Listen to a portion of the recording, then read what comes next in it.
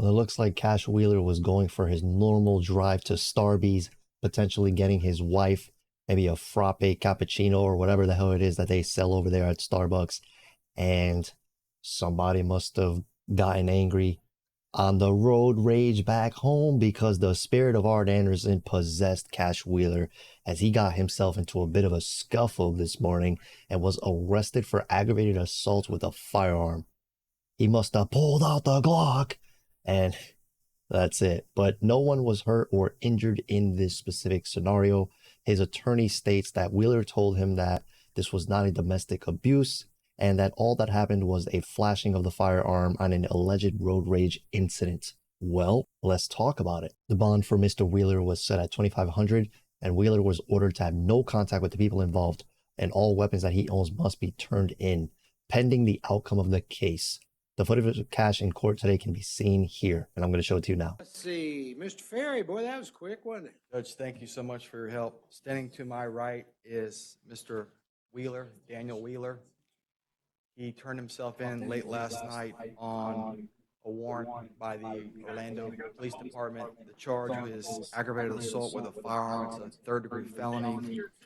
We are requesting that the court set bond in the amount of $2,500 with no contact with the alleged victims in the affidavit and no possession of weapons. My client is 36 years old. He's a U.S. citizen, has no prior record to my knowledge. He owns a home in Maitland, and so those are the reasons. Give me just a second. I didn't get to see this affidavit. Let me take a look at it. I haven't seen the affidavit, but my understanding is he does not know who these people are. Well, State, did you want to be heard on bond or conditions? No, Your Honor. Mr. Wheeler appears to have no other criminal history. It does appear to be a road rage type incident. He allegedly flashed a handgun at the alleged victim. But given that he has no prior history and does not know the victim, the conditions that defense has laid out, so he has no objection to. All right, thank you.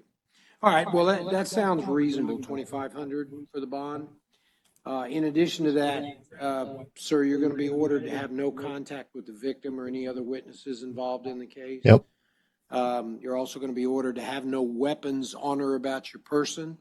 Now, that means that any weapons that you own that aren't in the custody of law enforcement at this point are going to have to be turned in to the sheriff's department pending the outcome in this case.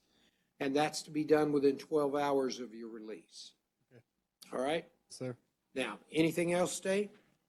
No, Your Honor. Mr. Ferry? No, Your Honor, thank you so much for your accommodations. Not a problem, and good to see you. There you have it, ladies and gentlemen. If you guys were wondering why the video was so low, that's just how it was. I can try to add subtitles in post. We'll see what happens. In any case, now that we understand that there were no travel restrictions placed on Mr. Wheeler, so it looks like the match between himself, his partner Dax, and the Young Bucks, Bucks of Youth, will still be happening at All In. There isn't any restrictions on international traveling at this point in time, nor did they confiscate his passport. So as I stated prior, it does look like the match is still on for All In next Sunday.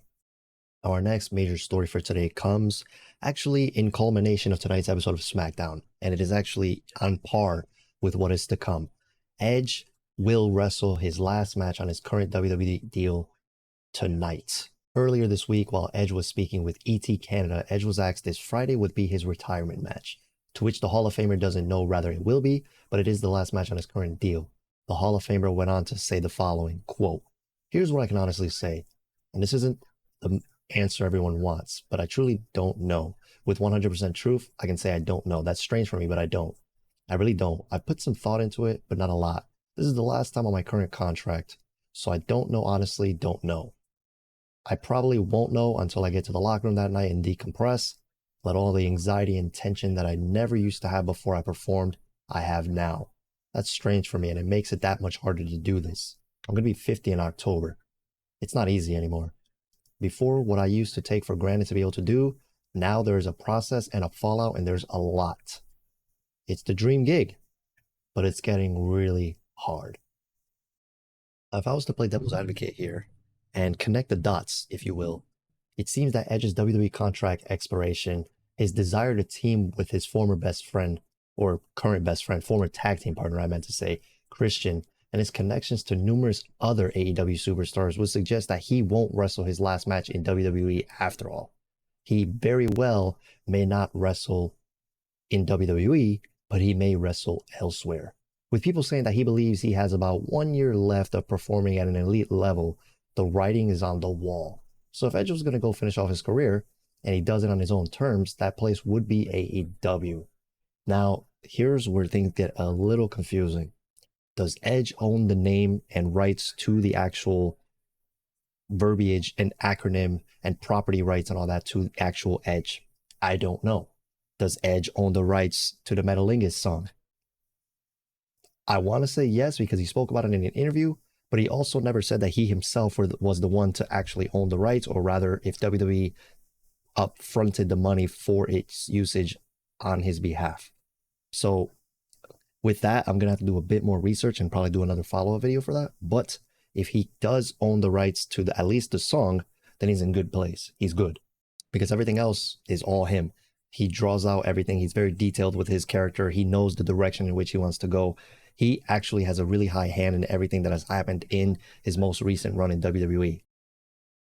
Our final story for today comes from the current contender for the North American Championship, or rather soon to be #1 contender for the North American Championship, Mustafa Ali, who is currently in NXT, and he debuted a recent character that a lot of people thought were scrapped.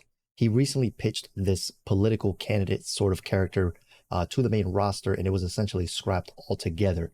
Now, we recently saw it this past Tuesday on NXT on the August 15th edition of WWE NXT, and it honestly, I loved everything about it. I thought the promo, the packaging, everything about it was great, and I think that Mustafa Ali is finally finding his footing. I think that character could really bring him to the promised land.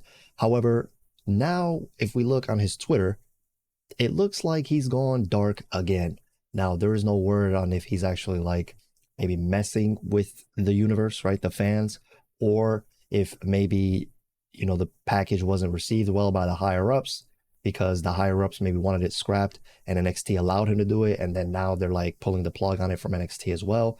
We don't actually know. All we do know is that I personally enjoyed it. Please let me know if you did in the comments down below. And a lot of positive feedback was given to the actual promo video package this past Tuesday. With that being said, we are out of time today, ladies and gentlemen. For more things news, you're already in the right place. Like, comment, subscribe. I'll try to hit 69 subscribers by tomorrow. Peace.